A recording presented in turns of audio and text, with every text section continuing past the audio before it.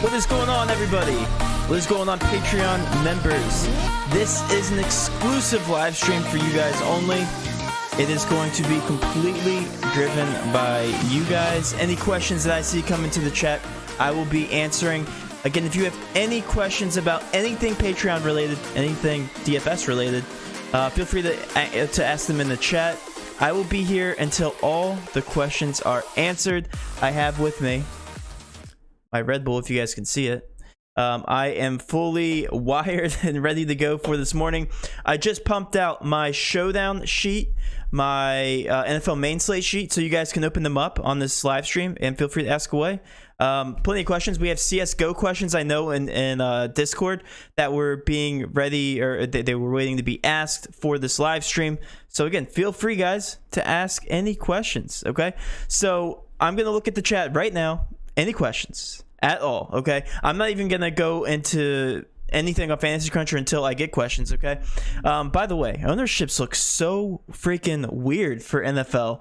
I mean, seriously, let's just like look at this real quick. I just want to get this out of the way because I was sitting there looking at it and I was like, I think this might be the biggest edge we have all NFL season long. If Cam Newton, Ben Roethlisberger, and Deshaun Watson are at the top of the list, I think we have a pretty big edge. I mean, there's some gunslingers on this slate still. Lamar Jackson, why is he at 5%?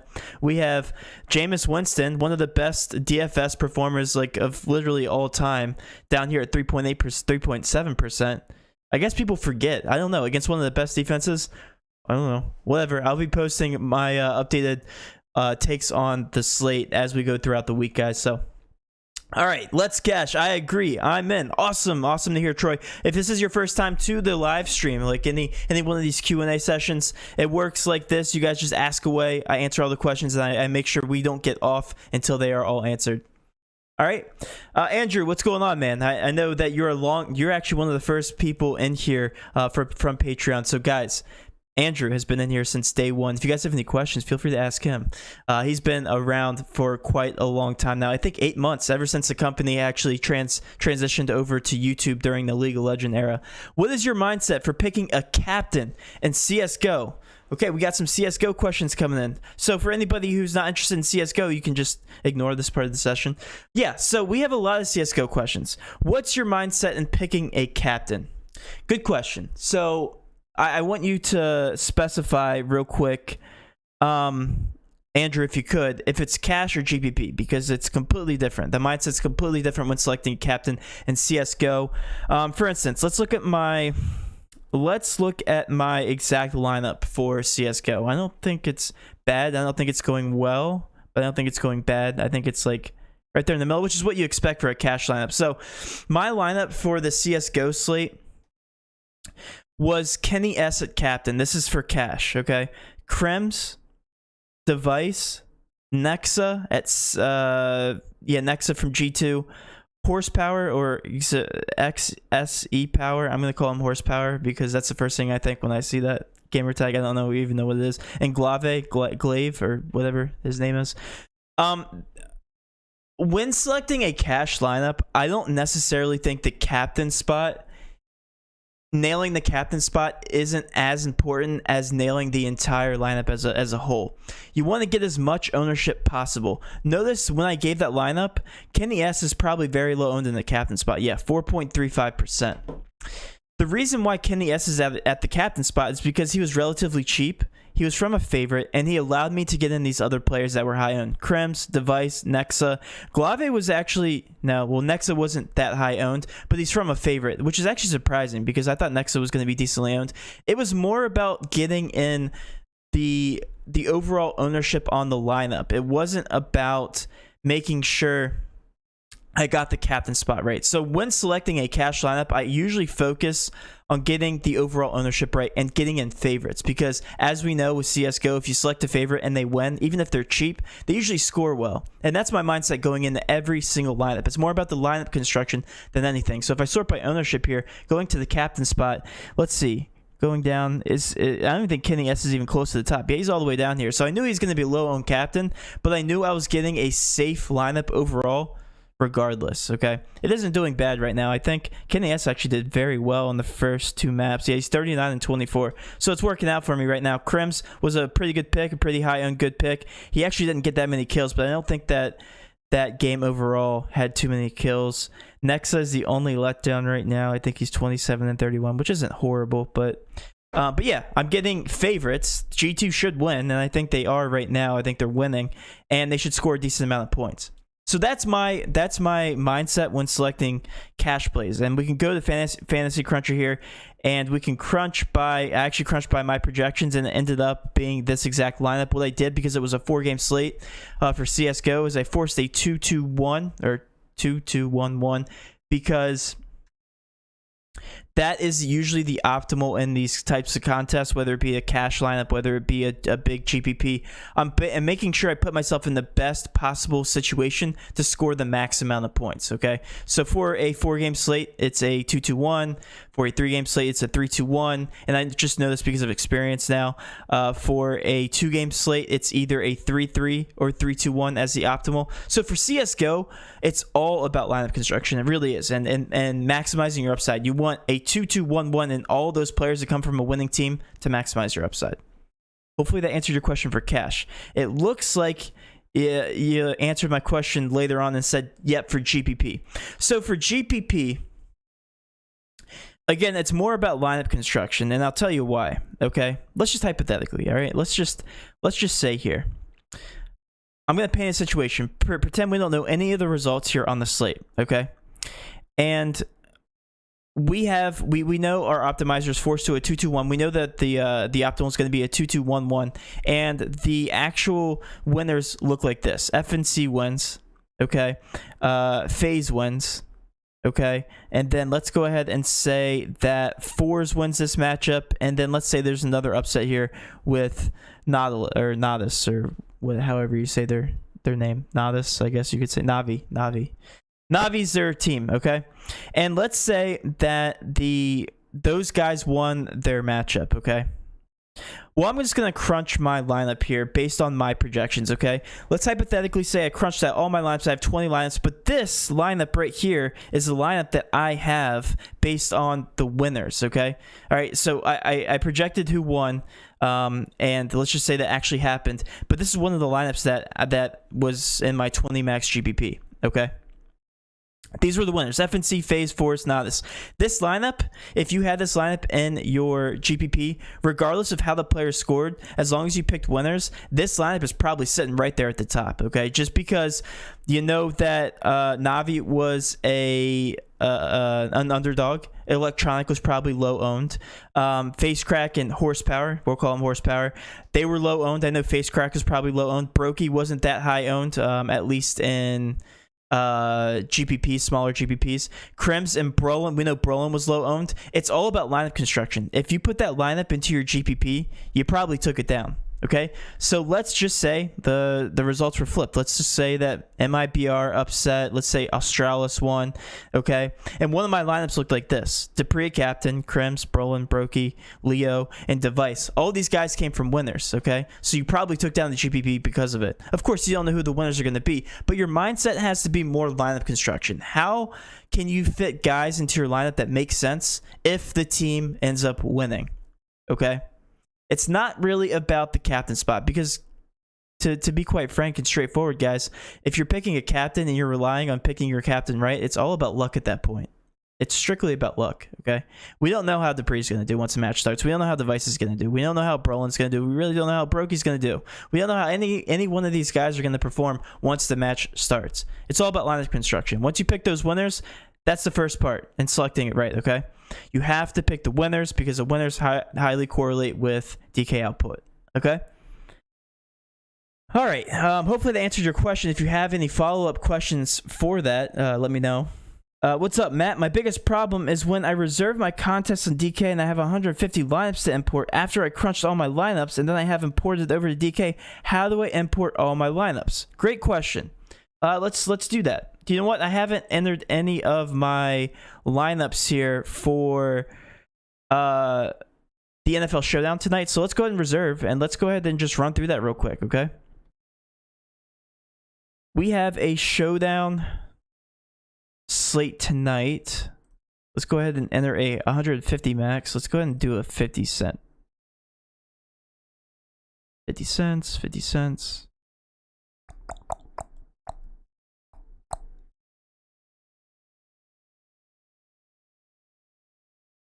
Do I have this sorted? There.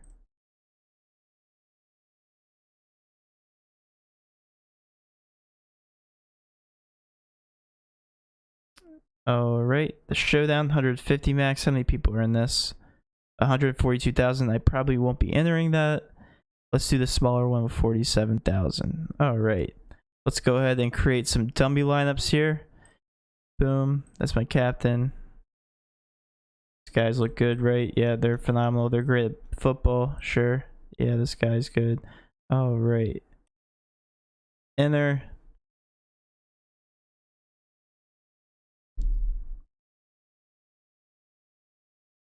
One second, guys. Bear with me. And I'll show you how to mass change all your lineups. So right now, for Showdown specifically tonight,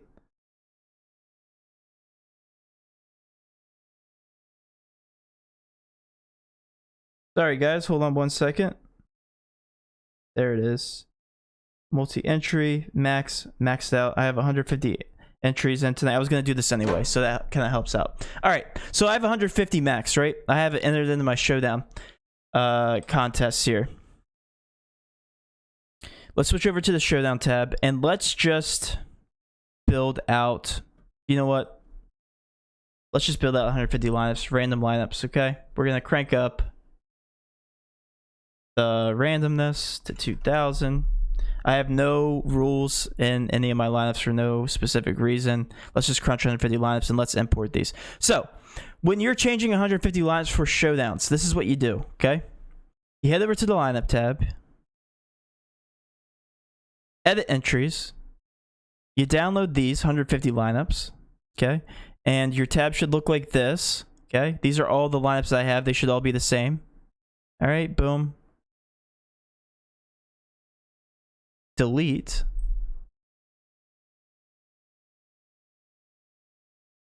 Oh, shoot. I just realized I have my balance up there. I usually try to keep that on the low. Oh well, who cares? All right. So here's my 150 lineups that I just created. Let's go ahead and copy them. And no, these are not going to be the lineups I'm going to have in the 150 max.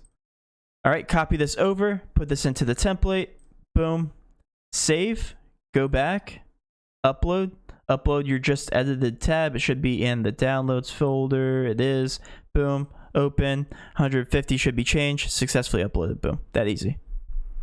All right, so all those lineups, if you go back to your app, they should have changed to all the crunch lineups that you did have.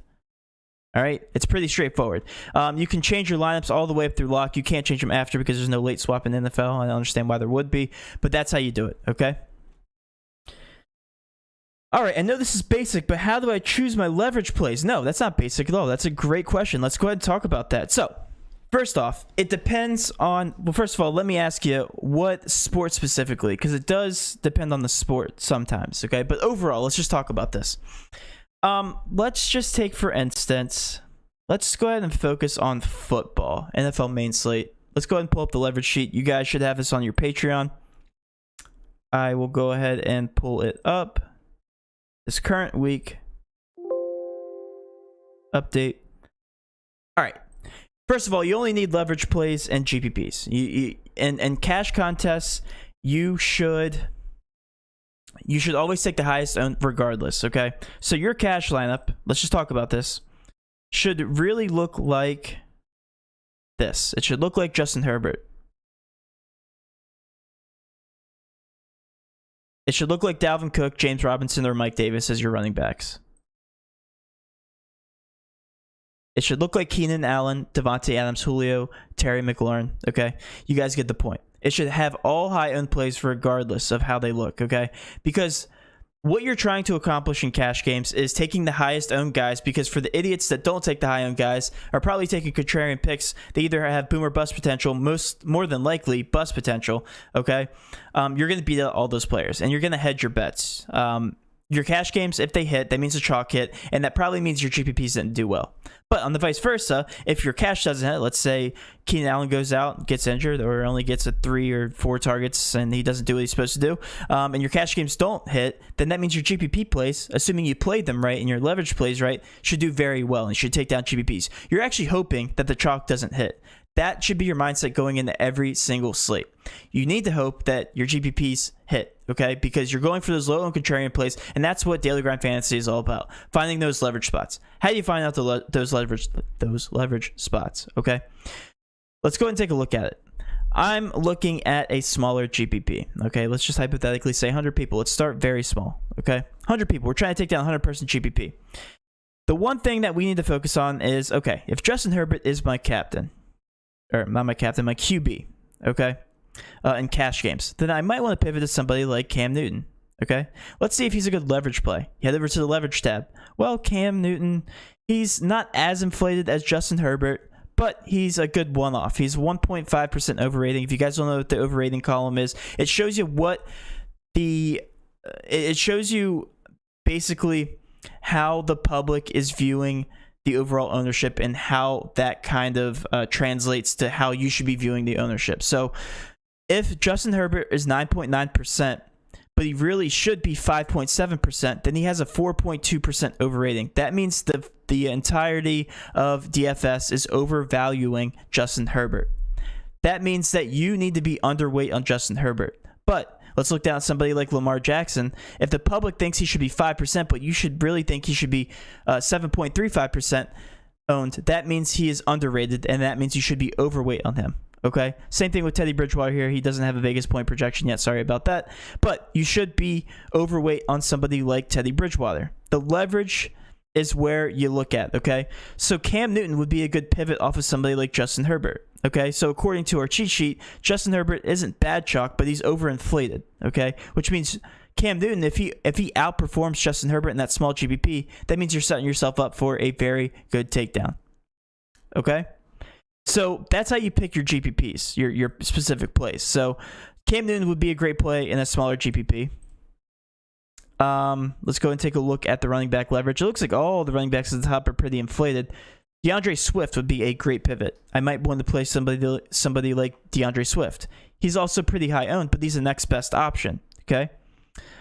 Somebody like Devontae Adams is pretty good.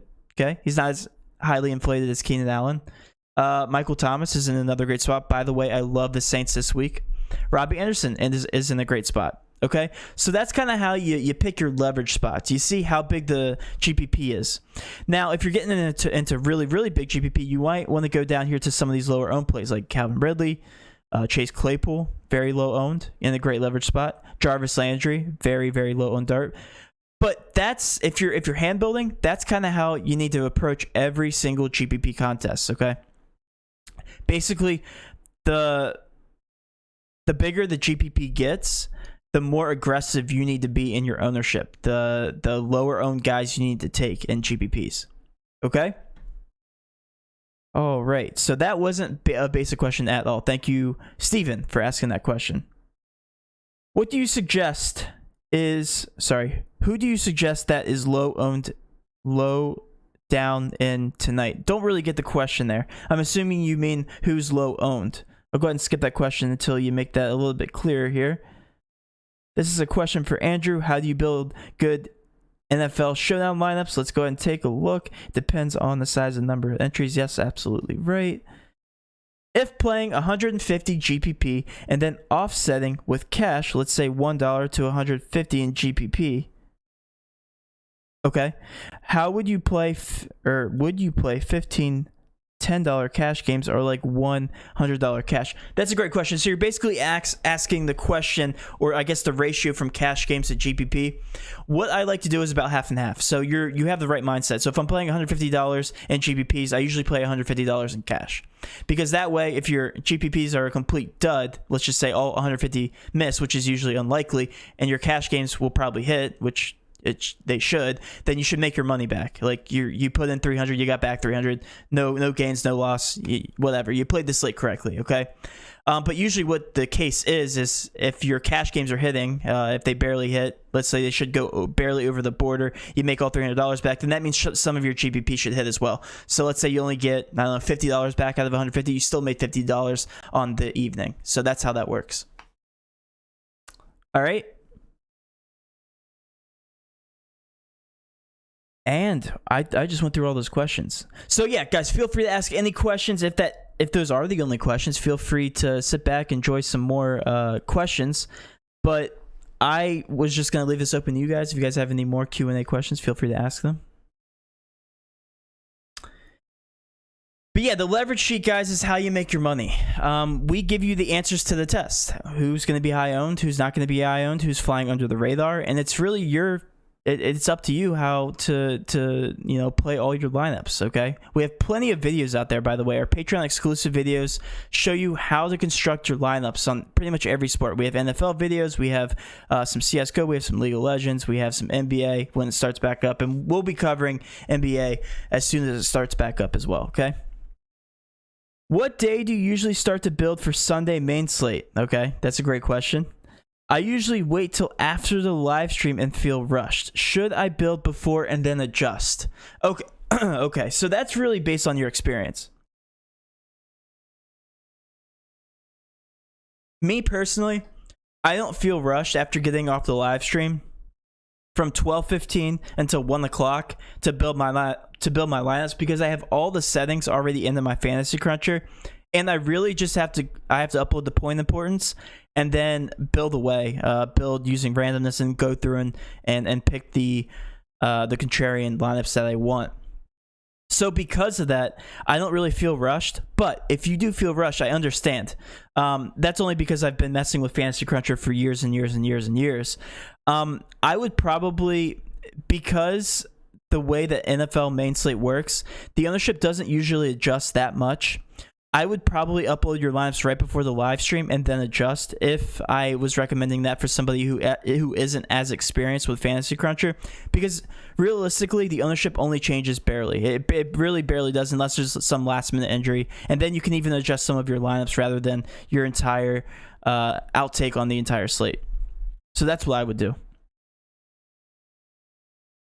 You're a hand builder. Okay, so that makes things even easier. The bigger the GPP, the more low-owned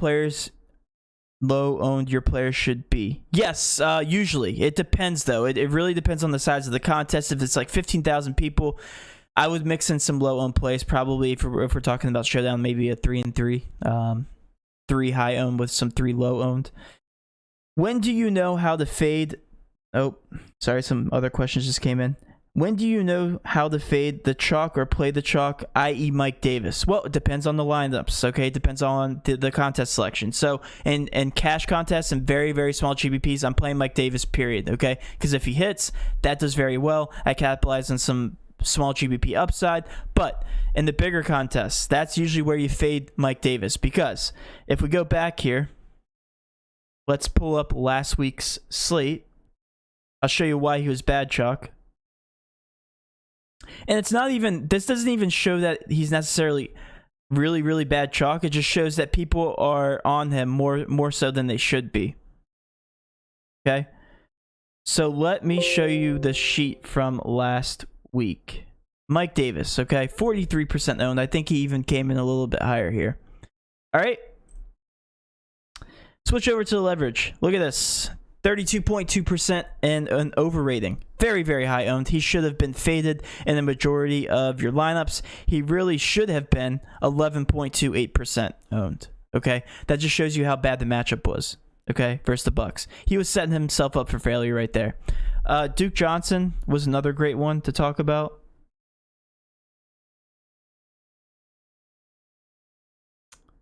Duke Johnson. All the way down here. Duke Johnson. He was a little inflated, but not as much as Mike Davis. So you should have been under exposed to Duke Johnson as well. But that's how you should. That's how you can tell by going over to the leverage tab. All right. So when I build my 20 lineups on FC Lite after crunching, how do you choose which lineups to use for your MME? Another great question. I actually have a video out on my Patreon exclusive playlist about this, but I will show you what to do. Okay. You know what? Let's just. Do you guys want to go through the process of showdowns for tonight? Because I can do that. I can set up all my stuff. It will take about 5 to 10 minutes, but do you know what? I can do that for you guys. Plus, kind of helps me out for the slate. All right, so let's just hypothetically say I'm preparing myself for tonight's slate. I'm gonna speed this up because I'm a little, I don't want this to be boring for you guys. So let me go ahead and do this real quick for you. I can't multitask, so I'm not gonna look at the chat feed real quick. Let me set my groups real quick.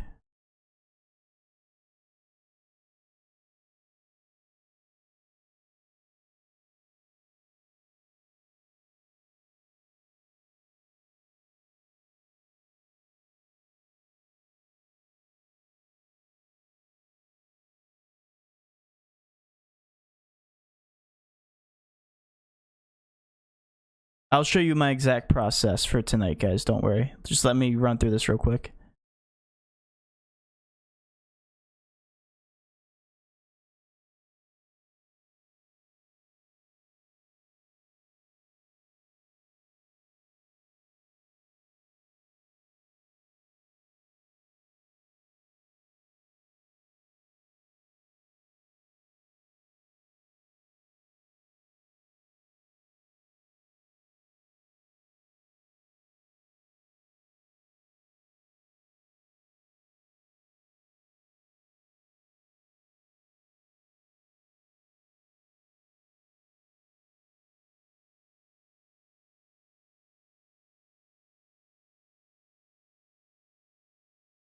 Cool. I'm still keeping you guys in here. Still see 21 people in here. Cool. All right, so I just created my groups. Essentially, what I just did is I paired all the quarterbacks with wide receiver play, and wide receivers with quarterbacks in the captain spot. So what I'll do is I'll set my randomness to 2,000, and let's just hypothetically say I'm using FC Lite, and I can only make 20 lineups. Okay. You're not only making 20 lineups, but I'm going to crunch out 20 lineups right here, okay?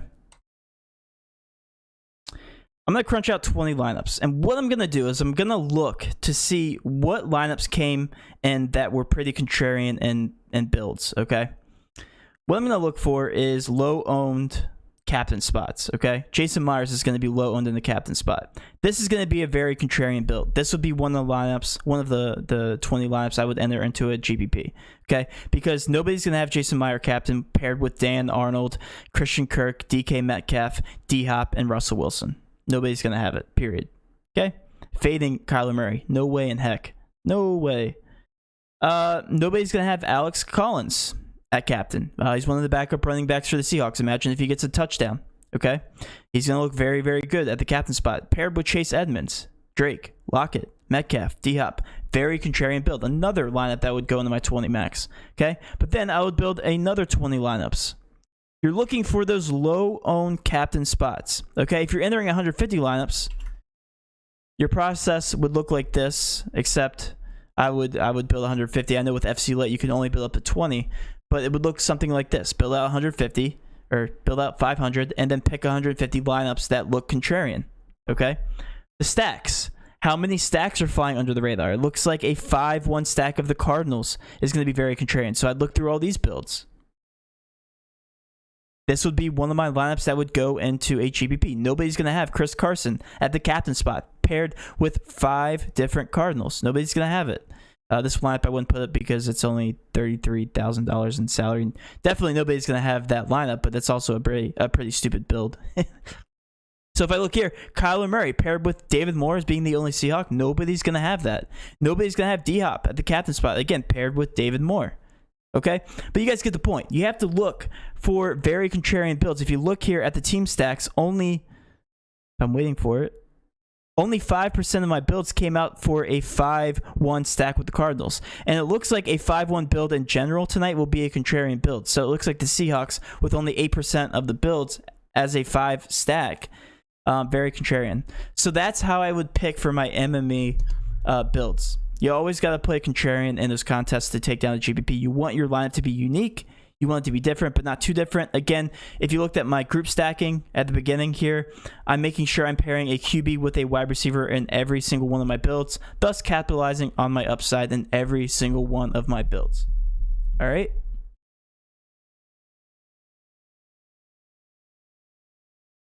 All right.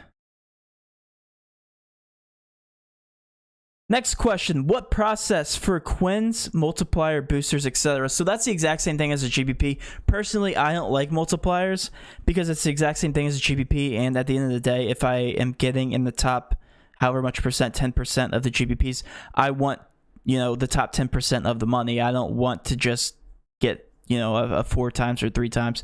But the process is literally the exact same as GPPs. So again, taking low owned GPP plays mixed with some high owned GPP options. All right. In a 150 GPP in an NFL main slate, how do you manage some game exposure? I know heavier on the green games based on their over-unders. Would you target QB wide receiver Titan stacks at solely green or add like a third yellow? Fantastic question. Jamie, you're coming in with some really, really good questions. Let's actually talk about that. So half the battle for NFL, I was about to say NBA. I can't focus on NBA yet. On NFL is limiting your player pool. Because once you limit your player pool, it becomes very, very easy to target wide receiver QB stacks. Okay? So this is like more of a judgment call. But I will show you my process, okay? If I am building for the NFL main slate, and I won't make this too long, but I feel like this is definitely an important thing to talk about, an important topic to talk about. Let's just hypothetically say I'm starting from square one here, okay? I have all of my teams here in the player pool, and I'm using my leverage sheet. Let's pull this up. Based on my leverage sheet, I have... There's a couple games I want to target, and it's Atlanta, New Orleans, Pittsburgh, a couple teams I want to target. Tennessee I want to target, Green Bay, and Indianapolis. But there's also some teams I don't want to target. So let's just go ahead. The red teams I'm literally just getting rid of.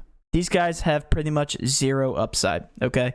And yes, sometimes it's a little risky, but if there's going to be teams I'm going to be eliminating from my player pool, it's going to be Dallas, Miami, Denver. Okay, but there's actually one specific position I don't want to leave out, and that is the defense. So let me go to defense.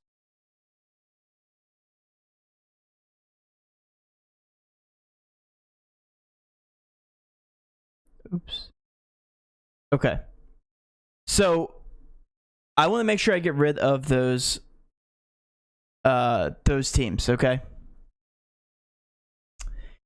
And with the yellow teams, I want specific players. So this is going to be a little bit of a process, but because, I have a little bit more experience, I know what players I want to target from these games. Like, for instance, I would comb through some of these teams, like Cincinnati is a yellow team. Let me get rid of all the teams first. Like, there's a couple players I want to be targeting, like Bernard, probably, if he's playing. These 2 backups I'm not going to have. I'm not going to want AJ Green in here. A couple of these guys I'm going to want, though. I don't even know if I want Drew Sample in here. I definitely want their defense against Washington. And I do want Joe Burrow. Okay? But what you're doing is you're combing through the teams and you're targeting specific players that you want. I don't want an Alex Smith play, because if you look at his previous games, he doesn't have a high ceiling, and on our leverage sheet he actually doesn't rate well. Okay, I want both of these running backs for sure. I want McLaurin, pretty much the only wide receiver I want from Washington. I do want Logan Thomas, and I want the defense. Okay, but what you're going through is you're going through every single team and you're targeting specific players with upside. For Atlanta, you want every single player. For New Orleans, you want every single player. For Pittsburgh, you want every single player. For Jacksonville, you literally just want James Robinson. You can maybe throw in a wide receiver or two. For New England, you just want Cam Newton. You want Rex Burkhead, maybe Jacoby Myers, but there's outside of those players, there's not too much upside. With Houston, I don't want a QB wide receiver stack. Again, well, I think you do, actually. Let me go ahead and look. So this is how I would make my decision. It looks like he's a very good underrating or overrating, so I would want Deshaun Watson in there because it could end up being a shootout. But like that part, you would make an educated decision, and you would come through every single player on this slate, or every single team rather, and I just selected all. So I just redid my entire process. So that's cool. Hold on, did I? No, they're still out good. Cool. But that's what I would do, okay? Because then once you're doing that, you're limiting your player pool to a specific amount of players that have extreme upside, and I feel like that's where a lot of players get wrong, get the process wrong. Because when you crunch 150 lineups and you don't limit anybody from your player pool, you're getting guys in there that don't make any sense. Like I've seen players that appear in my 150 lineups that shouldn't even be on the board. Like Lazard would appear in there because when you let's just hypothetically say he was ruled out. Sometimes I get guys in there that are ruled out just because I put the randomness on and they go from 0 to like 3 points. 2,000% randomness can do that. You want to make sure you don't include those people in your player pool, obviously. Okay, and then you go through and you handpick your MME plays based on your 500 lineups that look pretty contrarian. Okay, that's a process. Okay, but I have done this again in other Patreon exclusive videos if you guys want to go through those. But you want to make sure you are targeting. Hold on. You want to make sure overall you are targeting the green teams. You're targeting some players in the yellow, and you want to make sure you're getting rid of all the red. All right.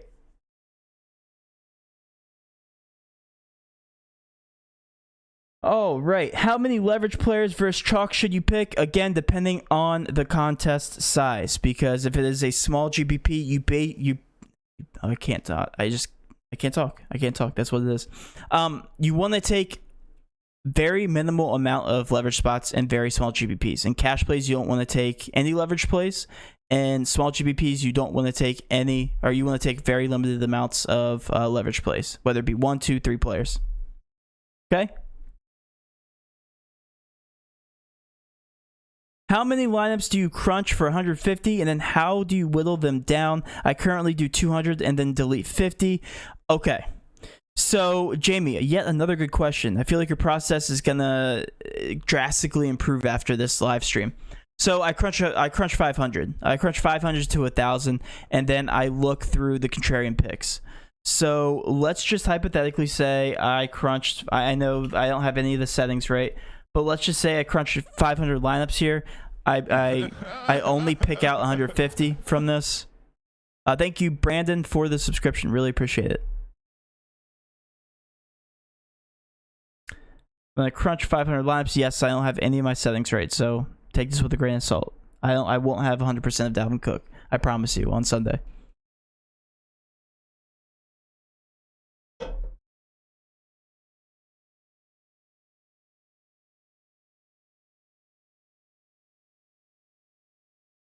All right, let's just pretend. All right, we're gonna pretend we just crunched 500. I don't know why Fantasy Cruncher's having a hard time. All right, we're gonna go through the team stacks again. It's the same kind of thing. You're gonna look through very low owned combinations. So nobody's gonna have New England and Washington and their stacks, but they look to be very high owned plays. So Logan Thomas, nobody's gonna have, I don't know, Cam Newton paired with Jacoby Myers coming back with Logan Thomas. Like, nobody's going to have that lineup, apparently. So, those would be the lineups I would be selecting to put into my 150 max, all right? And then I would go to the next highest up.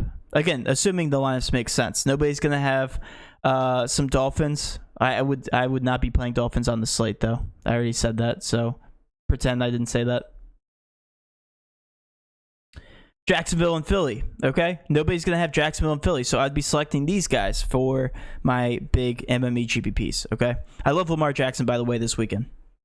All right, but that's how I would do it. Again, assuming all of my advanced settings are set up and assuming that my process has already worked through, and I've combed out all the players that I don't want into my player pool. All right. I was getting high owned cash and high owned leverage mixed up. When you said in small GPP to mix cash plays with low owned leverage plays, I was putting players in like Mike Davis for GPP. Well, that's fine. You know, you can have Mike Davis in for GPP, at least for some of your lineups. I don't mean don't play him at all. I mean, you should have very limited amounts of Mike Davis, and you should be mixing him, if you're going to be playing him as a high owned player, you should be mixing it up by also using contrarian plays in other specific pieces of your lineup. Okay, you can play Mike Davis in GPPs. You can play high inflated guys in your GPPs. Just make sure you're mixing it up with other plays in your lineup. Okay. Is the same time to do this on Sunday just before live stream? What do you mean by that? Is the same time to do this? Oh yeah, I do this. I do this again at 12:15, and I'm usually pretty fast at it. So I just create my groups probably in less than 5 minutes. I comb through some of my plays, 5 to 10 minutes, and then I literally just crunch and pick 150 lineups. Like, I don't know. I guess I'm just a little faster at it. But again, like if I was new to Fantasy Cruncher and I was new to my leverage sheets, I would probably be doing this about 2 hours in advance, probably 11 o'clock. You guys have all the information that you need on Patreon, so you really don't have to show up to the live streams if you don't want to. I get that the live streams, we give raw and unedited opinions and stuff, but that's mainly for the public. Again, they have access. You guys have access to all the Patreon content, so you don't technically need to show up for the public live streams. If you want to, again, I appreciate the support, but you can also build and listen at the same time. I don't know if that helps you guys. Sorry to be asking so many questions. What's the max exposure you would have to any one player in GPP? That is another good question. I usually don't even look at exposure because when I'm combing through my lineups, I'm just going for different lineups. Like, what makes my lineups unique? It's more about the lineup construction than the actual exposure. Like, some people think the magic formula is setting all my exposures to a certain amount, like I don't know, 25, change all, and then crunch 20 lineups, and those are the exact 20 lineups I'm going to run with. You have to keep in mind so many different people are doing that, so you're really not differentiating yourself. Like, you're just not. Okay? That's not the process. The process is going through your low owned stacks and then putting those specific lineups into GPPs. If you're entering 20 lineups, don't crunch 20 lineups and then go with whatever lineups that you crunch. Crunch 500, crunch 200, and then pick 20 lineups that are contrarian that you feel are in great leverage spots to take down those specific GPPs. Okay? That's how you improve your process. Do you enter one cash lineup or spread risk with 3 or 4 different cash lineups? No, one cash lineup, because one cash lineup should be your highest owned cash lineup, okay? Because once you have that lineup, make sure you're getting different in GPPs, okay, by not using those same lineups or those same plays in your lineup. All right, one specific cash lineup for every single contest, okay? For 3-man contests, for all 50-50s, for double ups, okay? Make sure that lineup is all the same. You will never see like these sharks like Osimo, Empire Maker, Chipotle Addict. They don't have different cash lineups. They have one single cash lineup. If they have multiple cash lineups, then they probably screwed up or they're doing it incorrectly. I know of a couple people that claim to be sharks that enter different cash lineups, and they are not the sharpest. But yeah, one specific cash lineup with the highest component ownership on the slate.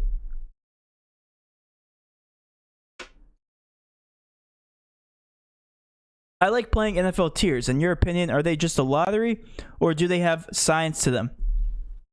Tiers do have science to them, but it's about following a projection, but the strategy is still the same in those contests. DFS is all about numbers and strategy. The one thing about NFL tiers is that we don't have updated ownership, so that's what kind of sucks. You kind of have to guess the ownership. But yeah, I would, like, for tiers, it's the exact same thing. If one player is projected very high for that specific column, they're probably going to be high owned. Pick leverage spots for GPPs. It's as simple as that. But again, we don't have ownerships for tiers. That's what sucks.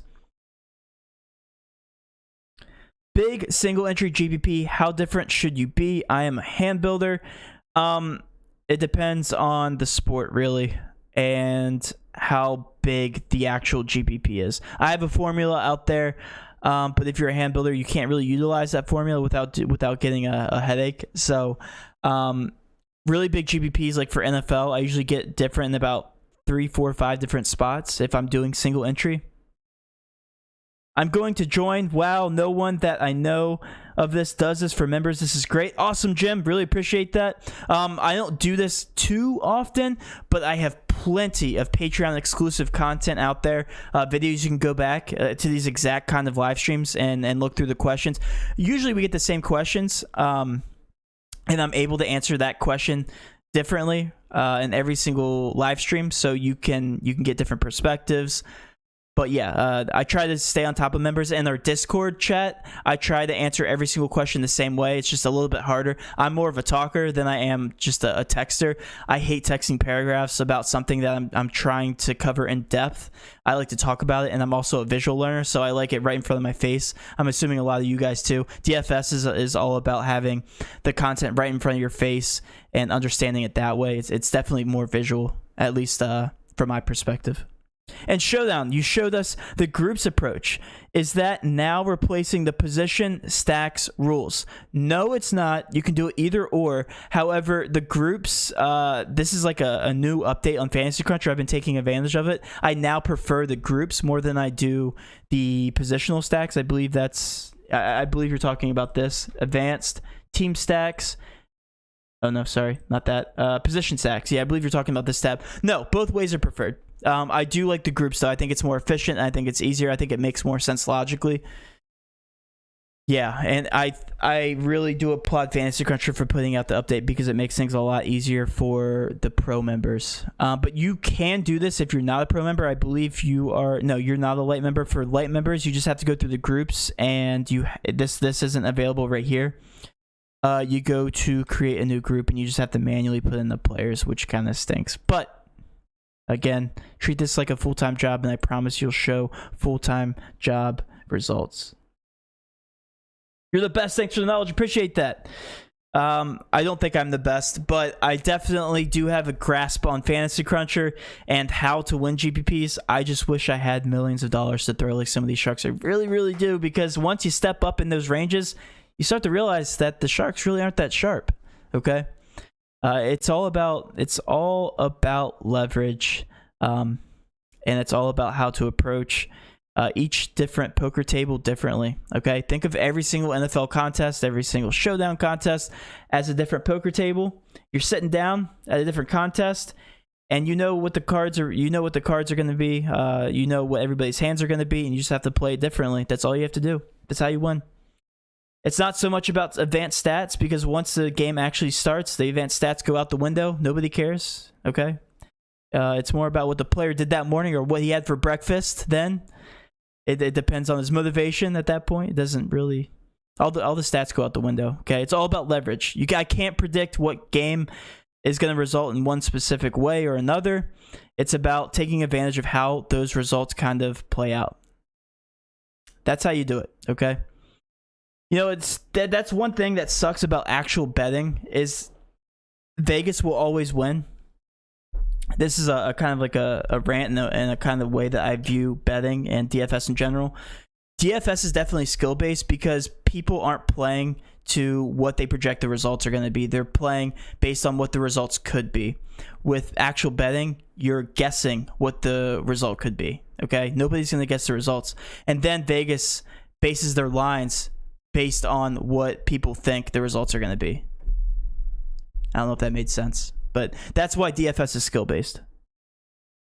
Still using point importance for my projection, absolutely. I recommend that you use point importance. Point importance is our rating right here, prioritizing what players are best in GPPs, okay? For instance, Ben Roethlisberger is a very good GPP play. That's why he is a 19-point importance. Lamar Jackson is a 20-point importance. He is the best GPP play on the slate because he's low-owned. He has very high ceiling potential. Therefore, he gets a 20 rank. put that in with GPP stacks, wide receiver tight end stacks, and then crank your randomness up to 2,000. I guarantee you will have a lot of Lamar Jackson lineups to choose from.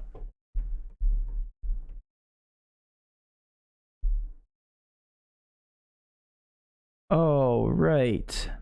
When I crunch, I use your point and projections. Should I use then upload your ownership to run the calculations to make sure I'm getting different enough? That's a great question. No, I would stick to point importance because I can guarantee you the point importance is going to get you different in a lot of your lineups, okay? Ownership is only used for cash, okay? You can observe, you can actually add another, oops. Clicked on the wrong thing. You can actually upload another tab here and upload my projections if you want to see how different you are getting. But for cash lineups, you want to crunch based on my actual ownership projections. For GPP, you want to use point importance. Okay.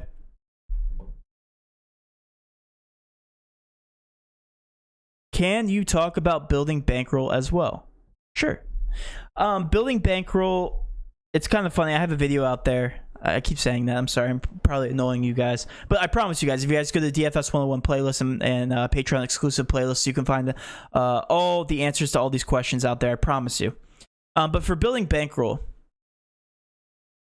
first of all, I don't recommend putting more than 10% of your deposited funds on any given slate. So for instance, since I already had it up here, this is my bankroll as of right now. I did withdraw a couple days ago, but like for instance, I wouldn't throw more than $180 on one given slate, okay?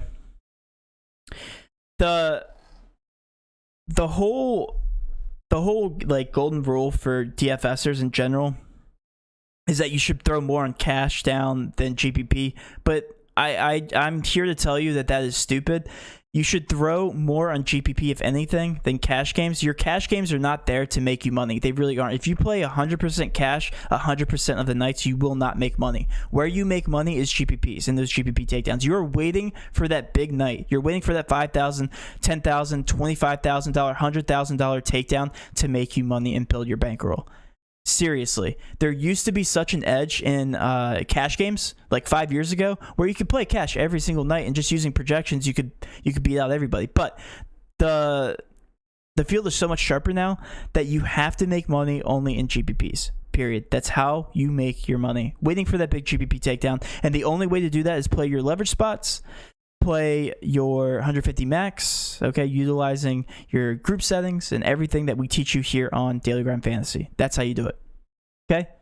That's how you build your bankroll. Again, 50% cash, 50% GBP. If you want to crank up your GBP percentages, feel free to do so.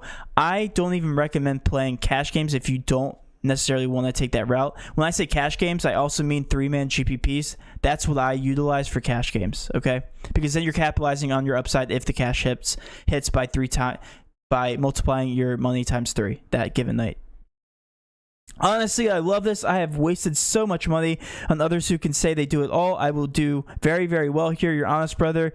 I would need a tutorial for Fantasy Cruncher. LO, I'm hands-on as well. Awesome, man. I really appreciate that comment.